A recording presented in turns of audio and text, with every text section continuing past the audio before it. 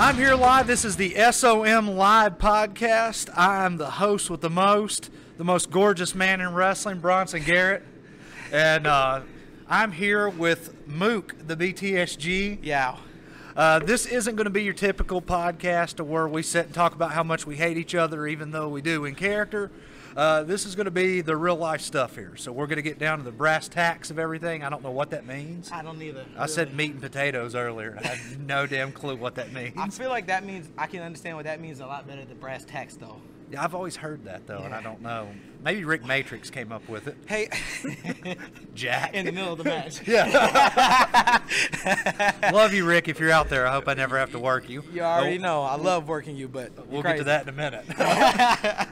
So we'll go ahead and start, like where I've kind of started with everybody, like what got Marcus into the wrestling business? Or where'd you start? Did you start out as a fan? Like, did you watch it as a kid? Did your family watch it? Yeah, absolutely. I mean, I think, like, the majority of people who are in this business, they were exposed to it or pre-exposed, you know what I mean?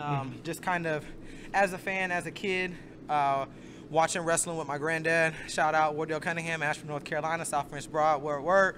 But, you know, I watching it as a fan and just being caught up with the fanfare. I got into, you know, obviously the athleticism and the cool moves that everybody was doing, but, you know, having seen, you know, growing up watching Ric Flair and stuff like that, seeing the way that those guys could,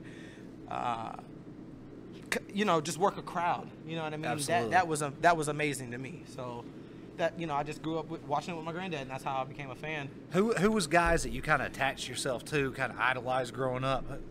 Oh, definitely. So, you know, I grew up watching it with my granddad, and I did like it, but I didn't really see myself into anybody until I was introduced to Booker T. Booker T was probably the first black wrestler that I saw. You know, now granted, down the line, I learned more about, you know, Ron Simmons and everything else like that, you know, but initially Booker T was the first person, so I immediately gravitated to anything that was Harlem Heat, Booker T, Stevie Ray, anything like that. And then, you know, being turned on to New Jack, which was a whole nother thing. Yeah, that's you know a lot different from Doom and Harlem Heat. Right, absolutely, you know. So, you know, I definitely kind of, you know, attached myself to Booker T because also at that time I was taking Taekwondo. So the kicks, you know, the Harlem side kick, and basically his offense was something that I was familiar with because it was something that I was really doing to people. You know what I mean? So, and of course, at that time, even as a kid, you know, you see certain things and you question the validity of, you know, of how. Oh, absolutely. You know, of how serious the injuries could be or you know, whatever. But ultimately, he was doing legit things that I was doing in Taekwondo, winning while I was winning tournaments, kicking people's heads off, like for real, caving in sternums, you know what I'm saying, breaking arm bones and stuff like that just from roundhouses and stuff like that. You know what I'm saying? Never intentional. It's just that when we're competing, you know, that's what happens. It happens. So knowing that those moves can really hurt you, and when I saw him do it, I was like, bro, this is the most legit dude that I have ever seen in my life. You know, so. And he's huge. Have you ever met Booker T? Not in person. He's giant. Person. I think he's like 6'6", 6'7". So. Yeah, you've got a guy that big doing that athletic stuff. Huge. Yeah, and I mean, Ernest the Cat Miller. I loved Ernest the Cat Miller. Yo, and I mean, and he really did karate. You know what I'm saying? Yeah, he really did it. That was the 5-time world karate champion. And the thing is that I knew about him before he was on, before he was there. Yeah, just because you know, you read all these, you know, magazines and stuff like that. Yeah. You get, you know, your informers and stuff like that when we're buying our uniforms and our belts. People are, you know, publicized in those magazines and stuff, and so I was like, yo, I didn't see him before. So a lot of the stuff, you know, I just kind of attached myself to. But you know, character-wise, working style-wise, Booker T, obviously, Booker T, RVD, and Tajiri really are the people that I kind of... That's an interesting one, yeah. You know, model myself after, because although, and Tajiri per se, because although he's a very small guy in stature, he wasn't a high flyer. You never saw Tajiri busting out a whole bunch of stuff like that. And, you know, I always try to get through to people with that is that, you know, my background is in Taekwondo. I'm not trying to jump and take my balance off, to take my grounding off. You know, what I'm going to do is I'm going to strike you. I'm going to kick you in the face. And in real life, that's going to end the match. And that's going to end our bout, you know what I'm saying, with a normal person. And so, you know, that's long-winded, but that's where it came from. No, that's fine. So I know I talked to actually the O'Conley kids, said Booker T was a huge influence on them too, believe it or not. Did you see, and theirs was King Booker, that iteration of the character. Where did you first find Booker T? In the Harlem Heat days? Yeah. Or was it when he kind of went solo in WCW? It was in the Harlem Heat days. I did see a little bit of G.I. Bro. You know what I mean? That was actually his gimmick before he came, yes. There we go. So I mean, so I don't know whether it was in that research period because, of course, 31 now. But you know, and that was a long time ago, getting exposed. But I know I definitely was, crazy. You know, watching him in basically in WCW and in you know in all those different forms. That was the Harlem Heat days is really what sticks out in my mind with Booker T. It's just, you know, representing that black culture, that blackness. You know, he was great, man. I, like looking back now, like when I first found Harlem Heat, they were feuding with the Nasty Boys in WCW. That was my favorite tag team, just because, like you said, of the athletic stuff that Booker was doing. Right. Like he was big, but he looked like he could really kick somebody's ass. That's right. And then I went back and found, I don't know if you've ever seen the stuff when him and Stevie Ray were the Ebony Express. Oh yeah, That definitely. was some really good stuff. Yeah, absolutely. I mean, amazing workers, man. Booker T has always been one of my favorites. Still one of my favorites. You know, I watch reality of wrestling all the time. Shout out to Booker T and his school there. You know, so you know, definitely Booker T is a huge influence. So going back to who you, where are you originally from? So I'm from a little bit all over the East a little bit, but I was born in Asheville, North Carolina. Shortly after I was born, we moved to Columbia, South Carolina, and then I was there until I was about in middle school. Then I moved to a little town called Claremont, Florida, which is right outside of Orlando. I've heard of that. I was actually stationed with a guy that was from there, crazy enough. Man, so. And when I was there, it was nothing but orange groves, you know what I mean? And so I tell a lot of people that because it's so close to Orlando, a lot of the people who work in Disney and, you know, because there's a lot of immigrant culture there, a lot of the folks who can't really afford to live in Orlando, you know, generally live right outside of, you know, Orlando and in those little towns, you know what I mean? So Claremont, Kissimmee, you know, all those little areas around there, that's my little stomping ground. That's where I was raised. So you had mentioned Taekwondo, so you were doing martial arts growing up, and I mean, you're just watch your matches. You're a very athletic guy. Thank you. Were you playing sports in school, football, basketball, baseball, any of those sports outside of the martial arts, or were you just mainly focused in on that? Or? Mainly focused in on the martial arts. I did tennis during the summer a couple of years. I did soccer during the summer a couple of years. Man, I got one of those single moms that just did not play. You know what I'm saying? Yeah. She told me straight up she didn't want me going to play football. And that's what I really wanted to do. I knew, you know, that precision I can catch, and you know I'm that juke, that leg strength that I have, you know what I'm saying? Just in the coordination, I knew that I would be good at football. And so, but I could definitely see you as a defensive back in football. Like that would be. I appreciate it. And I mean, I definitely wanted to go out, and I did lie. I did lie one time, and I joined a community football team. And so I didn't join. I was a little bit smarter and knew to not join the community football team for the community that I lived in. But I just went to the next community over and joined. And so at that time, you know, it was late in the tryouts and everything else like that. And one of the first things they had us doing was kicking, you know, the field goals or whatever. Something that's really easy. I don't think I suck at it. Oh, well, so for me, it's really easy. Yeah. It just come, you know what I mean? So as soon as I hit, it was like, oh, you're the kicker. I never got a chance to do anything else, right? So anyway, I made the team. I'm not telling my mom, whatever. We go out, we play. Apparently, one of the other players' moms knew my mom. Mom found So out she I was on the stooged team. you out, huh? Oh yeah, oh yeah. Mom found out I was on the team. Mom showed up to the game, kicked my field goal. That was the last field goal I ever kicked. Mama came to the field. And that was the end of Mook the BTSG's football career. Over. Love you, Mama. Appreciate it. Couldn't play football, but I could definitely get kicked in the head. Won't understand. So going back to that though, you said like you have the martial arts background decorated in it, and we're doing pro wrestling. Was MMA ever something, especially when it was in its? Me and you are of that age to where we seen the boom of MMA. Right. So was that something you ever looked at possibly doing or getting into, especially once UFC brought in the lighter weight classes in the WEC? Because guys like me, I could probably bump down to 155. You could probably go lower than that. I'm 150 right now, so you could probably cut to 135. Yeah, I could. Was MMA ever something you looked at, considered, maybe even still think about? I mean, it's something that I still think about even now, just because I love that competitive edge, you know what I'm saying? Being able to go in there and really go hard with these people. That's why I really enjoy matches with guys like Brian Rivers and the Sultan, is because you can tell that when we're in there, we're really going in on each other. You know what I mean? And like that competitive edge, just to know that you're going in there, they're giving their all 150%. You're giving your all 150%. I definitely wanted to do that.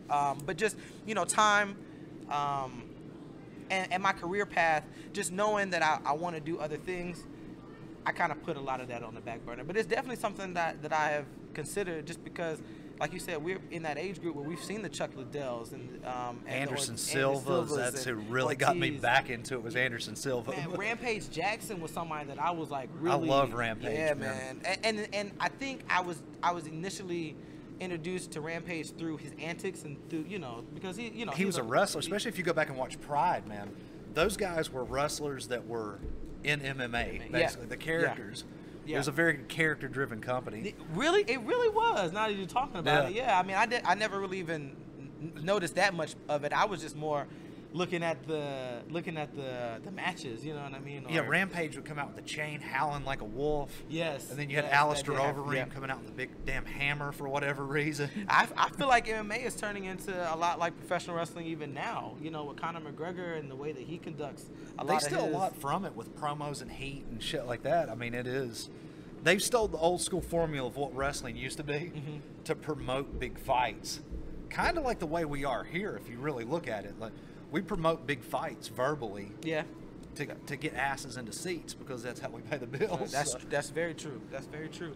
And getting them to talk for themselves and promote it, like you said, verbally, adds so much more of the emotion into it than you just seeing two pictures of people, saying they're gonna fight. Yeah. You know what I mean? So, do you watch a lot of UFC or MMA now? I mean, not a lot of it. One of my best friends, Jacob, shout out Jacob Moya. He's definitely in the UFC. So whenever there are big fights that are going on, he definitely lets me know. So a lot of times I catch the big fights, but if it's just part of the undercard, a lot of times I kind of skip over and look for the results. Anybody you watch you're a fan of?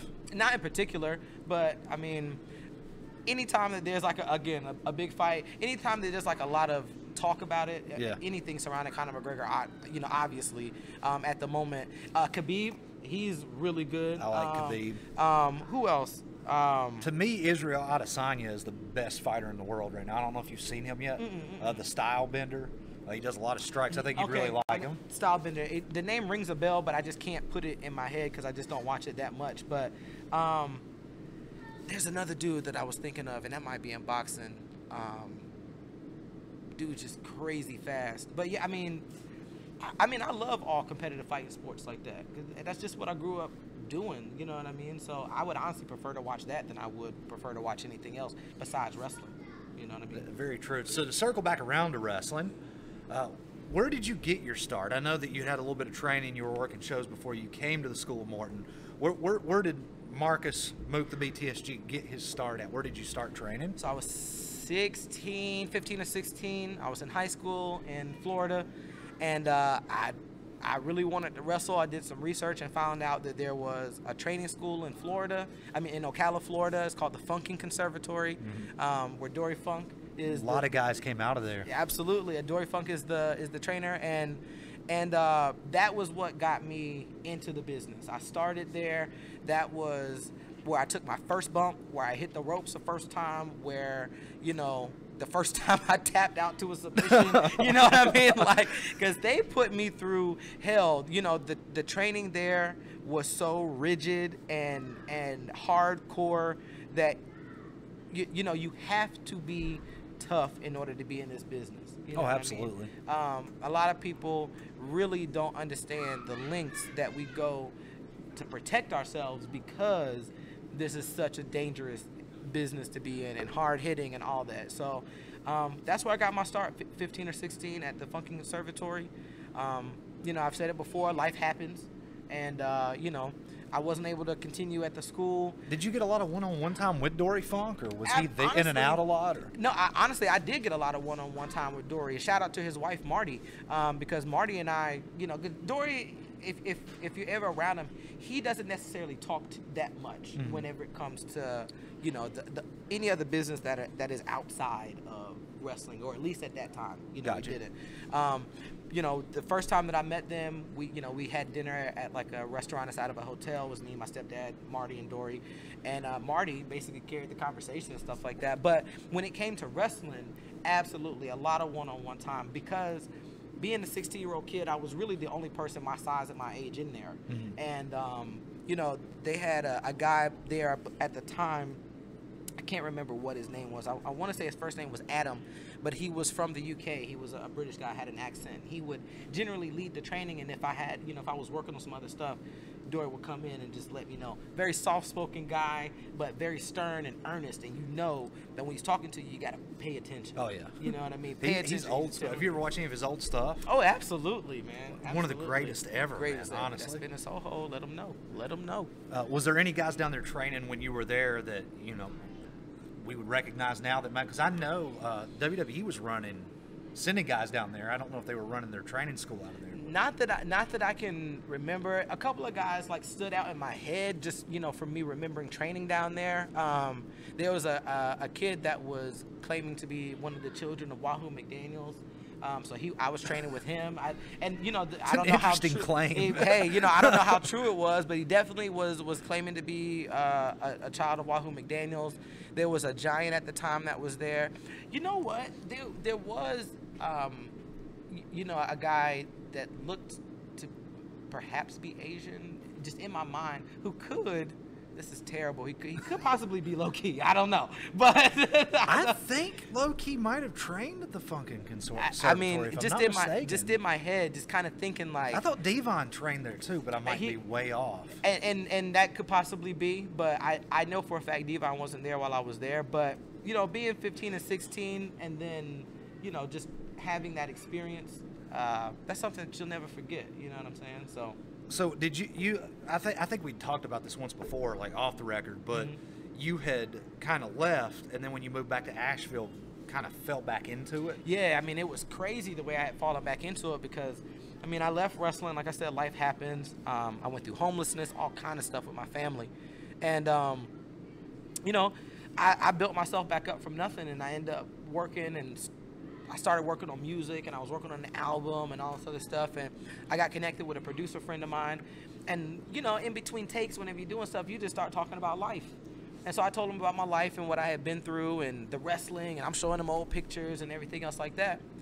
And a couple weeks later, he lets me know that a lady that we work with, because I work for the Department of Health and Human Services, the lady that we work with, her husband at the time was an announcer for a local wrestling promotion. And she said, hey, you should come on out and just, you know, take a couple of bumps, see if you want to get back into it, because they do a little bit of training. And so I said, yeah, you know, why not? You know, I got a free Saturday. I'll definitely come on out, because I wasn't really doing anything. And I did. And they were like, how long has it been since you wrestled? And I was like, I mean, it honestly has been a good 7 years or something like that. They were like, man, you bump like you just wrestled last week.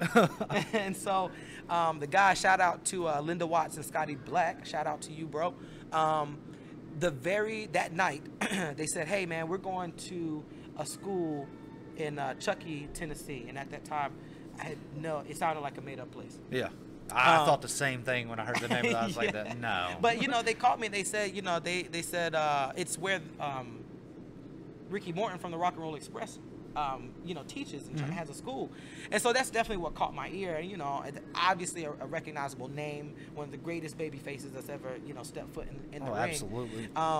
So I said, hey, yeah, I'll definitely go with you. And then I bumped with them one Saturday. The next Sunday I was here. I came and I bumped, and that day they asked me to participate in a show, and I did. I participated in the show, and I've been here ever since. And that's kind of where we work through our own trials and tribulations around that. I mean, I'm sure we can both tell some stories about the times when we first started. Right. Had you worked a few shows in North Carolina before then, like when you had got back, or was it just, hey, this guy brought you to the school? Or? Just brought me to the school first day. I hadn't even worked a show that I was there bumping. Really? Yeah, I bumped that, like I said, that Saturday, came that Sunday, worked in the ring. They said, hey, you want to be in a tag match tonight? I said, for sure. And that happened to be the return match of Buster Dooley, who was one of the biggest fan favorites at the time, around 4.5 years ago here at So the your school. first match here was against the Dooleys? Was against the Dooley. Isn't that ironic? Which is kind of crazy because you and them are probably 1 and 1A, the most beloved characters Isn't this crazy? at the school and probably ever, and then you guys had to work each other. It's crazy how that happened. It's crazy to think guess about. Who was his tag team partner? Hank the Machine Miller. Was with Buster Dooley. It was Hank's very first match here at the school. So that would probably be 1A, and 1B. 1B. Who was the fourth guy in this match? So my tag team partner happened Please to tell be, me it was Jeff Klepper. No. It happened to be Prince Voodoo, Robert LeBeau. If you remember. Oh, that's him. not bad. Yeah, I Voodoo remember Prince, Wesley. Yeah, Yeah, Wesley. Yeah, we miss you, Wesley. Yeah, man. We wish you, man. You got to come back. Let us know what's up with that chicken foot. So, I made a nice little comment to him when I turned babyface for like 2 weeks there. But, I can only imagine, because the comments you make, bro, never cease to amaze me. So we're gonna go a little bit off topic, which is what I love to do. Anybody that knows me personally, and we're gonna get to the music aspect, and I'm gonna sound like a complete sellout because talked to the O'Conley kids about punk, which I happen to know a lot about. I talked to Jeff Miller about metal, which I happen to know a lot about. You're on the rap scene, which You not to look at me, but I would have to know a whole lot about. Right, so, right. I mean, music I've heard is your music. bro. I'm a huge fan. Thank you, man. Thank you. I mean, you're phenomenal, honestly. What got you into music? What kind of led to that? We'll just kind of start there, and then we'll probably go on a deep dive as far as music's concerned. Yeah. Well, I mean, honestly, for me, music started with I was in high school. One of my best friends at the time, named Delano, he was a battle rapper. They would battle rap at breakfast or at lunch, and we had, the circle. The boys getting in the circle, and they kicking rhymes or whatever. And Delano was killing them. He used to call himself King Clapper. So King Clapper was killing them, and all of a sudden, they wanted to do a tag battle, right? So Lano, he was like, yo, I want you to be my partner, because I used to kick rhymes like on the low, you know what I mean? Just wanting to be with my boys kicking rhymes, but I wasn't confident enough to put them in the battle, you know what I mean? So he was like, bro, you should be my tag partner. And did that. I was going against a guy named Bryce. Shout out to Bryce, wherever you are. And man, I can remember like it was yesterday. I didn't even get through the whole 16. I probably was through, it was the punchline of the first 4 bars. And I said, I'm only going to say this gay thing twice. Bryce. And the whole crowd was like, oh, they went crazy. And then, bro, after that, they didn't even get a chance to rap. And I knew right then that it was like, if, it all relates back to being able to have that control over a crowd, to feel like everybody's looking at you, they're waiting for you, they're literally on your cue. You know what I'm saying? I disrupted this silent crowd. They listening, they waiting for the punchline, and as soon as I hit, uncontrollable, So that right there, I knew that I had something, and so it still took a while for me to get the confidence to make a song, but at some point, I had to get that expression out. So after I graduated, I just happened to hit a friend up who I knew was recording in the studio. I said, hey, bro, man, like, I got a song that I really want to put down. If you don't like it, that's fine, man. I just need to record it. You know what I mean? And he invited me over, let me record. the song itself, if I do say so myself, was pretty dope. He asked me to kick a freestyle, and the freestyle, if I do say for myself, is pretty whack. But he still was like, you know what, we can start something up. And he asked me to join his little group at the time that was called Something Anonymous. And at the time, it was very similar and akin to Gym Class Heroes. Okay. And that was around 2008-ish. So that was 7 or 8 when I first heard them. Right. So they were on the come up. We were chasing after that whole image because there wasn't a lot of people that were around that were like the Gym Class Heroes. You know what I mean? They were definitely different. Like, I remember listening to them when they first came out, and I was like, man, this is a whole lot different. There were smaller groups. Like, I remember, I could probably tell you 3 or 4 more if I didn't have to think off the top of my head that were similar. Right. But Chitty Bang, I think they were out of, like, England. That okay. was similar Yeah, to Gym Class Heroes. But, See? I mean, there wasn't a lot. If I named you the names, you'd probably be like, who the hell are you talking about? Right. And, and then that speaks a lot because being in Florida where we were at, we did have a lot of influences that are around that you don't get in other places. You know what I mean? So, we definitely had a niche. You know what I'm saying? And so we were building up, and I mean, opportunity is what you make of it, and in all honesty, we messed up the opportunity. We were headed in a great place. We got really cocky and really confident and decided to no-show on a booking, and it really took us all the momentum that we had being looked at, by studios, being looked at by labels and stuff like that, just giving us an opportunity to have free studio time, wanting to sign us. They took it all away. And I think that's something to go back to wrestling that kind of segues in. And you mentioned Gym Class Heroes. I remember, like, Travi's really good. Oh, yeah. But Travi had a hell of a look. And I think that's what makes people remember them. They may still be making music. I haven't heard any of their stuff lately. But, I mean, I think that's why people remember him, is he had such a unique look and a unique style, too. Yeah. Big, tall, light-skinned dude. That was before, the stretched ears was actually really catching on in hip-hop. And then it was hip-hop, but then it also was melodic.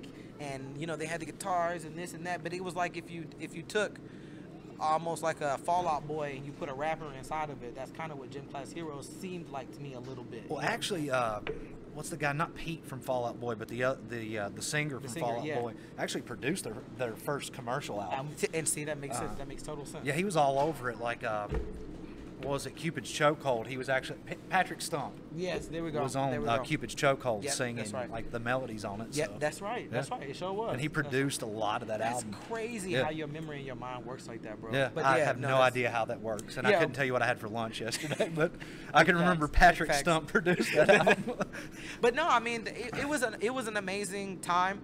I learned so much, and then I learned a lot in the realm of making music, but I learned a lot more in the realm of making the most out of opportunity, not taking for granted whenever you're given a chance, and making the most out of it, and bringing your top performance at all times. You know what I mean? So, but then, after that happened, was squandered. Like, again, life happens. I started working, and I just so happened to come across a friend who had a studio, recorded together, and it's history, man. We got an award off of one of the first songs that we recorded. That's awesome. And we've been popping ever since. So you said you had kind of you started rapping basically in the battle rap scene, and most people attribute their knowledge of battle rap to 8 Mile. But I mean, people that don't know much about rap, that's what it is. Yeah. Me, mine's Cassidy. Gotcha. Like, I remember watching Cassidy destroy Freeway on a freestyle. That's real. Have you seen what's recently going on with Cassidy? I haven't, unfortunately, and I'm a big Cassidy fan. Shout out to Cassidy, and if you are a big Cassidy fan, you might not want to watch this, but there is a battle between Cassidy and Arsenal. He gets destroyed. Damn. That's the only thing I can say. See, because I remember the thing with Freeway, like, that was viral before viral was a thing. Yeah. He just annihilated Freeway. Yeah. And Papoose was a good battle rapper, too. I don't know if you were into Papoose at all. Absolutely. I mean, I got turned on to Papoose kind of late after he made the scene, and he had that 5-fingered, what was that? He had some, like, long freestyle joint that kind of everything he ever put out was a long freestyle. And then, after I got introduced to him through that, then it was like, oh, okay, that's where he came from. And then I found out. Greatest rapper ever to never put out a commercial album that I know. I don't think he's ever put out anything commercial. I don't think so either. Him and apparently Jay Electronica, two of the best rappers ever. Yeah, that's crazy. I like Jay Electronica too. Yep. So as far as rap, like, who were your influences rap-wise that you were a big fan of growing up? Man, I mean, my biggest influences as far as, you know, I try to be my own individual self, obviously, but I get you know, and somebody asked me to describe my music, I always say that I'm like a perfect mixture between Kanye West, Common, Busta Rhymes, and Boosie. That's all great people you to know want what I'm to saying? be like, yeah. I have the, in my opinion, I'm focused and I have a message the way that Common does. My delivery and my cadence is definitely on the lines of a Busta Rhymes or something like that.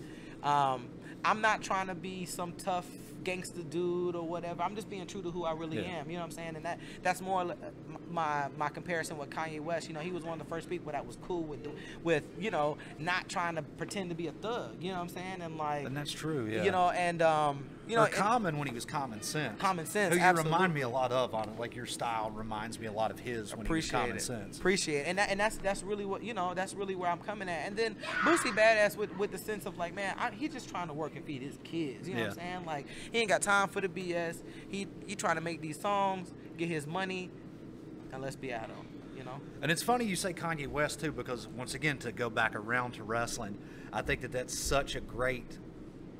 He plays his character well. Do I think most of that's who he really is?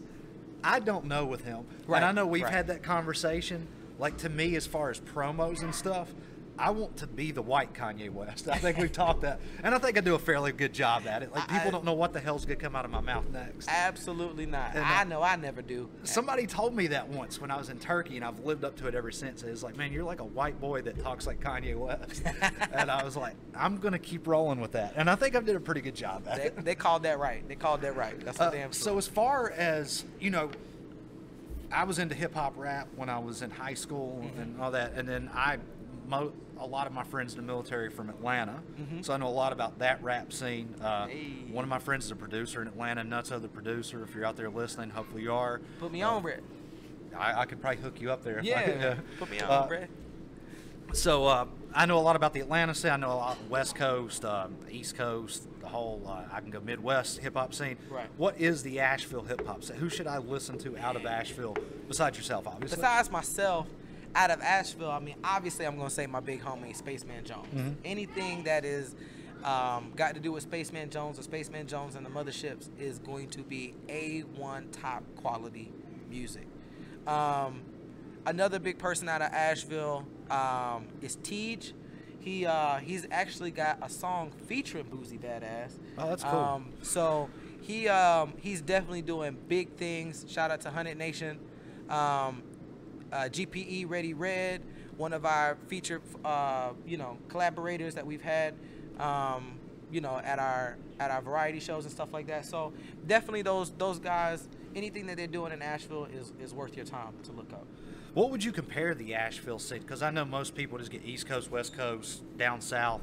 Where would you kind of fit Asheville? Because to me, the stuff that I've heard, it's kind of a mix of that Atlanta scene and the older, like, kind of late 90s, early 2000s East Coast scene. It definitely is that. You are absolutely correct. I mean, Asheville is it's an interesting town. If anybody, it's almost like it's its own thing. It absolutely is, and that's what I was gonna say. I mean, it definitely is a mixture of Southern rap, because you know we're in the South, right? You know, so it's definitely a mixture of Southern rap, but Southern rap mixed with that classic 90s, you know, style. Yep. And you know, and a lot of people really, they try to channel that just because, man, Asheville is an artsy kind of town. And, I've noticed that the times that I've been there. And whenever you're there and you're doing music, whether it's hip hop, blues, funk, or anything, you gotta know where it comes from. You gotta know the history in order to be accepted into some of these. Asheville's definitely, it's like the Austin of the East Coast. I don't know if you've ever been to Texas. I've been to Texas, but not to Austin. Never to Austin. Yeah, never to Austin. Asheville and Austin's the same city. It's just in different places. If you ever go. Daddy duty, my bad. No, you're fine. But no, I mean, we could sit here and talk for rap probably for hours, believe it or not. Let's do it. My first album was 1993 by Naughty by Nature. Damn. Yeah, so, let's get back to wrestling. 1993. Had Hip Hop Parade Hip-Hop on it. Parade. And a lot of songs that I didn't know the meanings of Hey. until I went back and listened to later Right, on. right. So, A lot of stuff we like. Yeah. What was I singing? Yeah, why was I thinking that then? Yeah, right, But, right. Going back to wrestling, is there anything new? Do you still watch? Is there any guys you look at now like, hey? Yeah, I mean, you know, I was talking about this the other day with my homie, and like wrestling has changed so much. You know, it just depends. There's so much that's available now. There's a little bit of something for everybody. You know what I mean? A lot of my favorite parts right now is just the amount of athleticism that you're able to see. Absolutely. You know, it's before the guys, you know, and not taking anything away from the classics, the guys who laid the pavement for this business, you know, a lot of them were big bruisers. They were powerful, huge men. Yep. And then you knew, you know what I'm saying, if you know, Harley Race, one of the toughest men to walk on the planet on the face of this earth. Looks like you an know what I old mean? sailor that would just beat the hell out of you for no reason. Bare hands, you know what I mean? Like, and you know, so there was definitely that, but nowadays for me, you know, when people see the athleticism that it takes for a person like Leo Rush or Ricochet or Tony Nese or even Keith Lee. Keith Lee is a phenomenal athlete. A giant man like Yeah. that, to be able to jump, to be able to propel himself, to maneuver his own body. Those things are things that people don't even really understand that we're doing while we're in the ring. Absolutely. You know, this is the best way to fall in an organized and safe manner. We are basically Buzz Lightyear falling with style every single I time. never looked at it that way. Every single time. We fall with style every time. Besides the guys you named, is there anybody else you follow on AEW, NXT? Oh, I mean, AEW, I mean, I'm definitely of Too Cold Scorpio, Scorpio Sky. Too Cold Scorpio still roar. I think Absolutely, he takes a few bookings He here and there. He does. But Scorpio Sky's Scorpio phenomenal. Man. I've been watching him for years. Crazy. And I mean, you know, I think I hit you up about this guy personally, ACH. Yes. One of my favorites, man. It was Jordan Miles in NXT for a bit. Right. Free Jordan Miles. Well, I guess he's free right now, apparently. But and I hate all of that controversy that happened with him.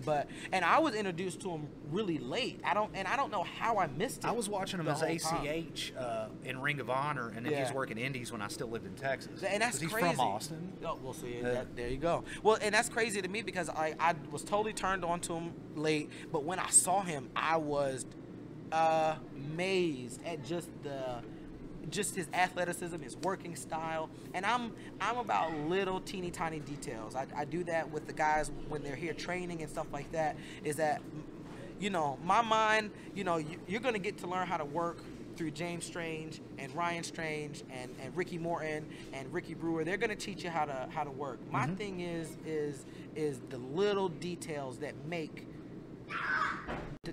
it. Oh yeah. You know what I'm saying? That make it just different, classic, shiny, over the top. What we got to be, because we're performers and we got to stick out any way we possibly can. I think he's an amazing person. And I thought it was cool too to go back when we were talking. You said that you know, you didn't see a lot of black wrestlers when you were younger, but besides Booker T.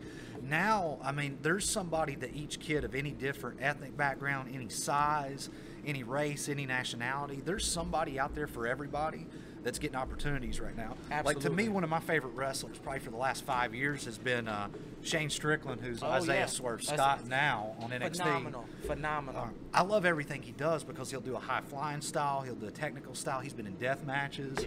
Like, the dude will do it all, and he's a military vet too. So. Shout out to that too. I mean, his kicks. Whew, yeah, Chris. I love that dude. But I mean, you look at it. If you're Hispanic, you have Andrade right now. You have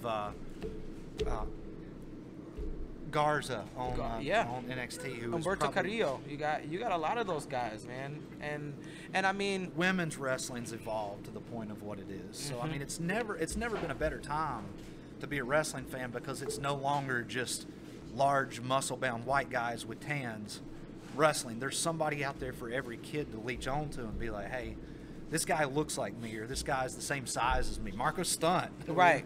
Who I happen to be bigger than. Yeah, I mean, there's guys out there crazy. for everybody to be like, hey, I can do this. Hey, I want to come train. Absolutely. So we could probably go for 2 or 3 more hours. Yeah, but, absolutely. We could. Is there anything you want to shout out? Any social media handles? Anything? Where can we find you at? Definitely, you can search me, Mook the BTSG, on all platforms. No spaces. Mook, MOOK THEBTSG. That is on all platforms, social media and streaming. Facebook, YouTube, Instagram, Spotify, Tidal, Apple Music, all of it. Please search me. Look us up. School of Morton.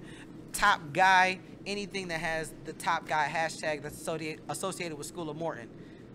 That's me. Well, that's all we got here. We may do another one of these. Hell, we may do one just on music one day, just for the hell of it. Bro, yeah. I think we need to go and actually do one about our history here at the school. We didn't even dig into that. We didn't dig into the Rick Matrix stuff. Like I said, I'm sure we'll do 2 or 3 more of these. Yeah, there's so much history here. There's so many things that we've been through, so much change and improvements and ups and downs that we've seen here at the School of Morton over the past almost 5 years that I. Yeah, I mean, I've been here. I'm entering my 3rd. You're what? You're 4th. 4th, yeah. You know, so like it's happy. I'm just excited to be here and be a part of all this change and growth. And I feel that our trajectories, just as 2 people, like, and I'm not just saying this because you're on the podcast with me or you're sitting here next to me. Right. Where I'm currently at as a performer and as a character, I wouldn't be here if it wouldn't have been for the program that me and you had. Right. And the chemistry and the experience that me and you gave each other. I feel I owe half or more of my career to you. So I would just like to say thank you personally. Same. I'm not going to say this any other time, but thank you as well.